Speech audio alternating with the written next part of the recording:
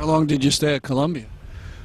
I must have been there from 61 to 69, 70. And then Wesleyan invited me up here to talk about this strike.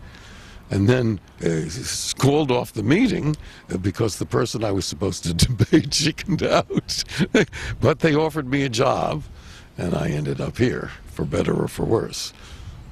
Now, you mentioned Victor Surge, and when did you first learn about Victor Surge?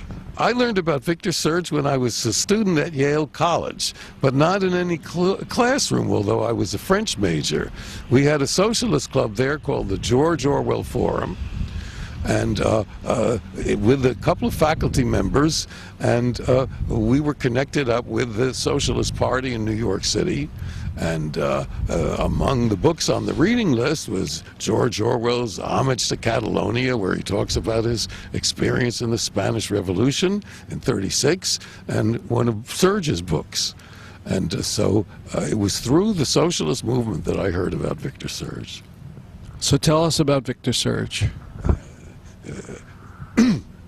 Victor Surge is an amazing character because he was a kind of a revolutionary zealot in that he was present on the scene and a witness to many of the most important revolutionary events in the first half of the 20th century.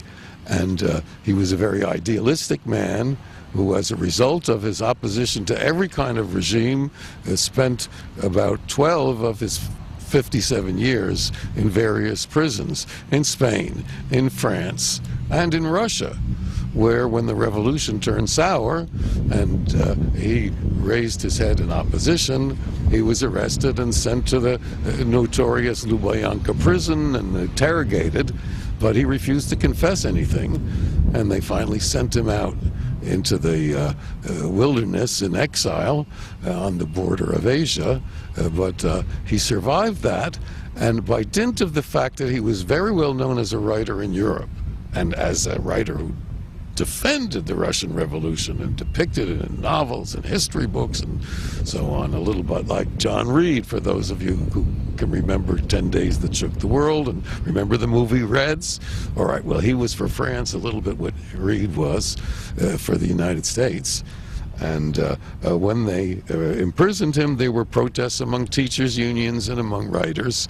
And Stalin, in an almost unique gesture, allowed him to leave Russia just before the blood purges, when Stalin began exterminating all the old revolutionaries that had made the revolution. So he had second thoughts about the revolution? Very deep second thoughts. Very deep second thoughts, yes. First of all, he had been an anarchist or anarcho-syndicalist before the Russian Revolution. He was nearly 30 when he got to Russia because he had been born of exiled Russian revolutionaries. So he was a red diaper baby, if you will. I'm a third generation red diaper baby. My grandfather, who was a tailor in Hartford and Springfield, was a member of Victor Debs's Socialist Party here before World War I. But to return to Surge, he joined the Russian Revolution realizing that there were problems, that the Bolshevik Party was much more authoritarian than he believed in, but he thought the only way was to join it and work from within. And that's what he did, until they finally, 10 years later, expelled him from the party and arrested him. Now, was he also in Spain? He was in Spain during 1917, when there was an uprising that did not develop into a revolution, and 20 years, and he wrote about that most prophetically, because in his novel about that, called Birth of Our Power, he says in 10 years, in 20 years, the same comrades will be walking down the same street, but this time we will have taken the city, because their insurrection failed. And it was almost to the date that in 1936, the working people took over the city of Barcelona, made public transport free, and as Orwell said when he arrived there from England as a volunteer, the working class was in the saddle. And where did Surge end up his last decades? he ended up his last 7 years in Mexico. He was when he was allowed to leave Russia in '36. He went first to Brussels and then to France, where tragically no one on the left was prepared to listen to the truth about Russia, to the truth that Stalin was exterminating the old revolutionaries and manipulating the communist parties in the West for the benefit of Russian foreign policy and nothing else. For example, in Spain, where the communists allied with the liberals to wipe out the collectives that the peasants had made and the factories that the workers had taken over, and eventually to assassinate people like Andres Nin, the old revolutionaries, the sincere ones, whom Serge had known 20 years earlier and had known as friends of Russia. Now, you've gone to Russia and talked about Serge? Yes, as soon as it was possible to travel freely in Russia, my daughter Jenny, who grew up here, and I went and made contact with informal organizations, in other words, non-government, non-party groups. And as a result of that, and also of my desire to see if I could recover 2 books that Serge wrote while he was in captivity that were confiscated when he left Russia.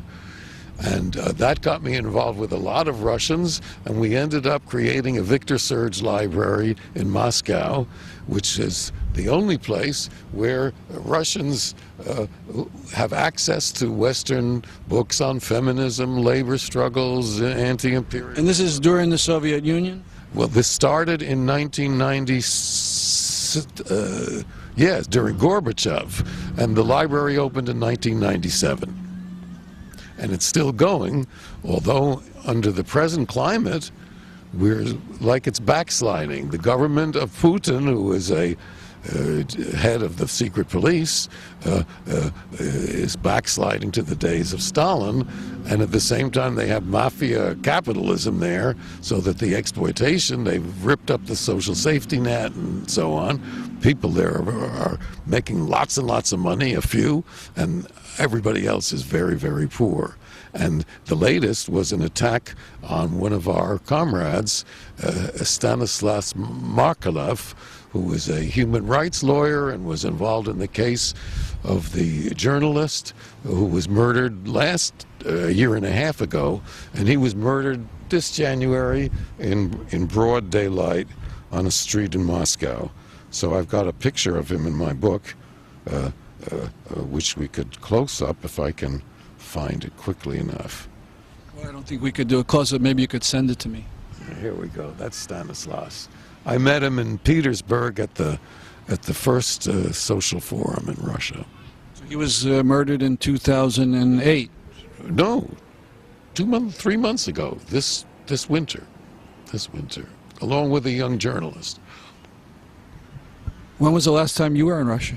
I was in Russia last July, and I'll be back this July, because our organization called Praxis, which you can contact at praxiscenter.ru, www.praxiscenter.ru.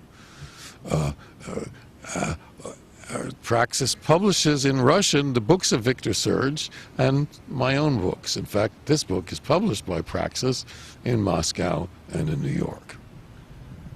Is there any growth of radical opposition to Putin's socialist or anarchist that you can see? Yes, in Russia, there's a whole pretty much underground network of socialists and anarchists and social democrats and libertarians and so on. And we meet every July, which is when I go there, and we have discussions and do research and exchange papers and also schemes to organize to the extent that it's possible in a country that's increasingly totalitarian. And of course, we work with Memorial, the Memorial Society, which is the group that has researched all the horrors of Stalinism and brought them to light and brought